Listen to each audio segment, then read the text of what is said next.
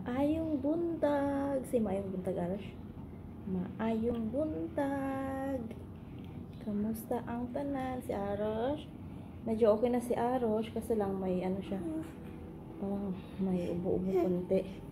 Ako naman yung lalamunan ko ay masakit. Ayan, anong oras na ba? 7:40 na ng umaga. Nakaligo na tayo, guys. At ayan si Inday. Tulog pa siya dahil alam nyo, natulog siya mga 5 or 6 ata yon. Nakatulog siya kasi iyak siya na iyak. Gusto niya kumain ng ice cream. Ipinigilan ko. Sabi ko kay papa niya, kasi nasa labas nga, tinawagan namin. Magpabili siya ng ice cream. Pero sabi ko wag na dahil nga yung lalamunan niya masakit. Magpahilot nga siya sa akin pa. Mama, hilutin mo yung ano ko. Liig daw niya. So hinilot ko nung nakaraan. Ay isang araw lang. Nag-boiled pala ako ng ano guys. O ito yung chai. Ayan. Tapos yung ating kunin natin yung fresh milk, Arosh. Hindi kami nakainom ng aming gatas dahil may tira kami kahapon.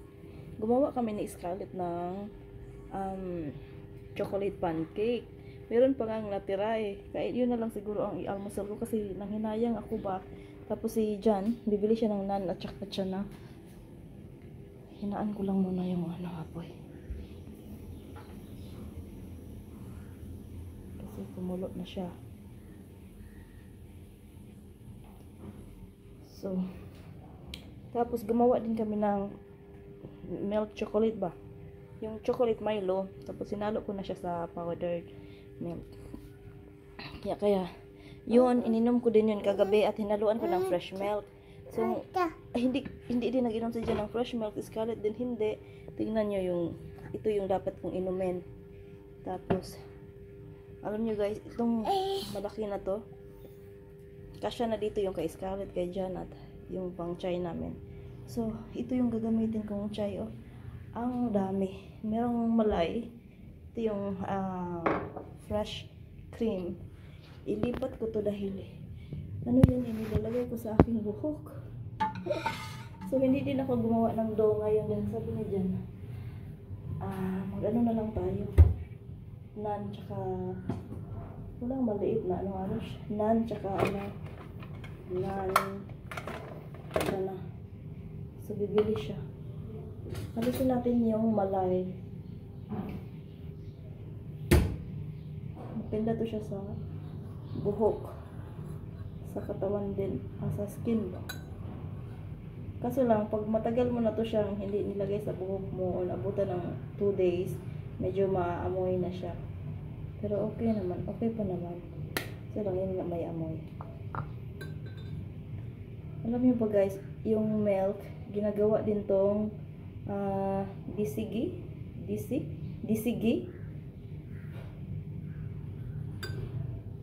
At yung ano ba, butter. Parang butter. Clarifying butter. Yun ba yun? Tapos, yogurt. So, yung fresh milk, marami talaga siyang nagagawa. Ang laki nito, oh. Pero hindi naman siya, masisira dahil malamig sa kwarto ba. Damag yung aming AC naka-on. So, hindi na masira dahil at saka hindi na masyadong mainit ngayon. Ayan, Arosh. Ayan si Arosh. Kalit ko siya. Arosh, wala na yung diaper yan. Tinanggalan ko na siya ng diaper. Ngayon, bango-bango ng ating Arosh. Bango-bango ng ating chai.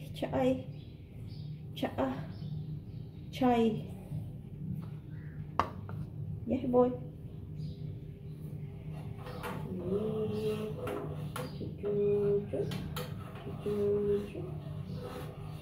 Ito ba tayong nan, Arosh?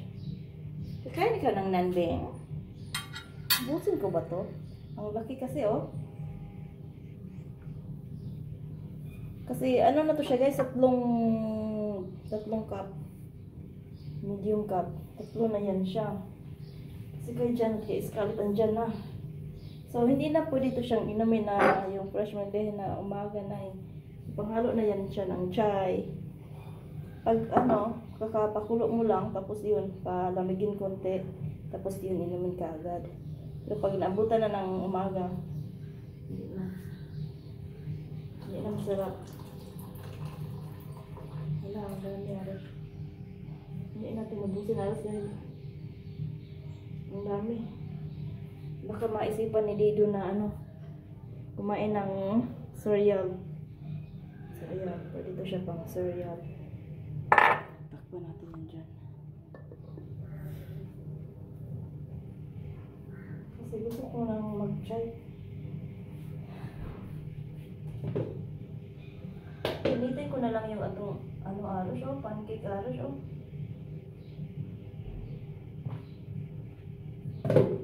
Itlog. Ano naman yan aros. Kagabi din, hindi rin ako nagluto guys dahil pagbalik nila ni Jan, mayroon kami. Uy! Good morning! Good morning, Palangging! Say good morning. Ay, Palangging ko. Hi! Hindi pa to siya nakaligo. 3 araw na. Hindi din siya pumasok. Hindi namin pinapasok. You wash your hand? Good girl. Ayan yung. Hindi din namin naubos yung aming ano, oh. Savor. Si Scarlett kumain na ng buti kagabi. Hindi rin naubos. Ay. Sit down, Arash. Ate! Good morning, ate! How are you, ate? You want to go with Papa? I think Papa will buy na. You wanna go with Papa? Ayaw talaga niya. Gusto lang niya dito sa bahay.